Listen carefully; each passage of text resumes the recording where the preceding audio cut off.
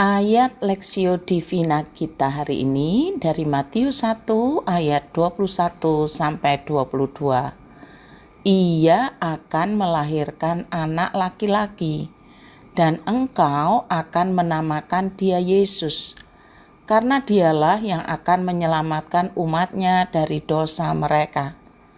Hal itu terjadi supaya genaplah yang difirmankan Tuhan oleh Nabi. Ia akan melahirkan. Ia di sini yang dimaksud adalah Maria, yang disebut sebagai anak dara atau perawan yang sudah bertunangan dengan Yusuf. Pada zaman Maria, kehamilan di luar pernikahan adalah sebuah aib yang sangat besar yang bisa dituntut dengan hukuman mati.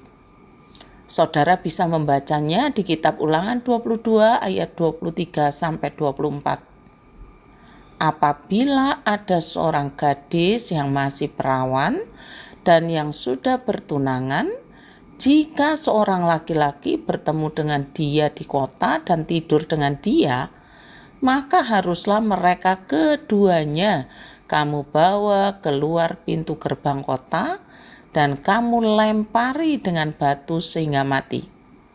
Itu aturan bagi bangsa Yahudi yang sangat keras dan tegas, yaitu dilempari batu sampai mati. Kebudayaan Yahudi mengenal 3 tahap perkawinan. Yang pertama, kedua pihak keluarga setuju. Yang kedua, diumumkan kepada orang banyak. Kemudian terjadi pertunangan. Namun keduanya belum bergaul secara seksual. Sekalipun demikian, apabila batal, harus dilangsungkan perceraian kecuali terjadi kematian. Ketiga, baru keduanya hidup bersama dalam pernikahan. Maria yang disebut sebagai ia akan melahirkan anak laki-laki dan engkau akan menamakan dia Yesus, ini sudah pada tahapan yang kedua, yaitu sudah pertunangan namun belum bergaul secara seksual. Penjelasan Alkitab mengenai Yesus yang dilahirkan oleh perawan Maria sangat penting bagi pertumbuhan iman kita, sangat penting bagi iman Kristen. Yesus anak Allah, maka ia bebas dari kodrat manusia yang berdosa yang diwariskan oleh Adam karena dilahirkan Maria. Yesus sungguh manusia, bukan hasil persetubuhan. Yesus manusia yang tidak dicemari dosa sedikit pun. Karena keberadaannya itulah dia dapat memahami pencobaan yang kita derita dan pengalaman manusiawi kita tanpa harus ikut berdosa. Karena itu pula dia menjadi korban yang berkuasa melepaskan kita dari dosa dan dari maut. Yesus yang menyelamatkan kita ini adalah manusia yang tidak cemar, manusia yang tidak berdosa. Hanya yang tidak berdosa dan tidak berbuat dosalah yang dapat menyelamatkan manusia yang berdosa.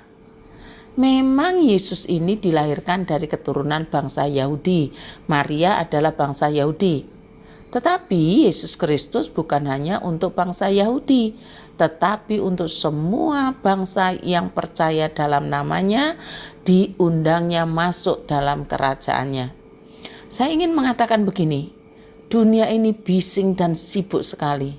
Semua manusia akan masuk dalam jebakan kesibukan yang tidak ada habis-habisnya. Karena itu Alkitab sudah mengingatkan bahwa hidup manusia pasti ada akhirnya di muka bumi ini, yaitu dengan kematian.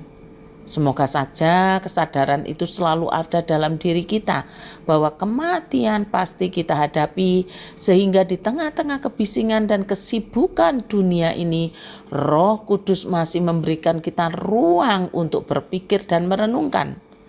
Setelah kematian menjemput, kita ini mau kemana? Kita ini mau bersama siapa? Siapa yang dapat menyelamatkan kita? Ingat, Jangan sampai seperti orang kaya yang sesal kemudian tak ada gunanya setelah masuk dalam penderitaan kekal. Pikirkanlah seorang manusia tetapi tanpa dosa sama sekali. Pikirkanlah seorang manusia tetapi tidak ada cemar sama sekali. Pikirkanlah seorang manusia yang tidak dapat berbuat dosa dalam keadaan yang paling menderita sekalipun. Dan seorang manusia itu adalah Yesus yang dilahirkan oleh seorang perawan Maria. Tidak ada yang lain, hanya Yesus ini satu-satunya manusia dan ilahi. Selamat ulang tahun Elena Angelika Janis Gunawan. Doa untukmu akan saya japri. Terima kasih, Tuhan memberkati.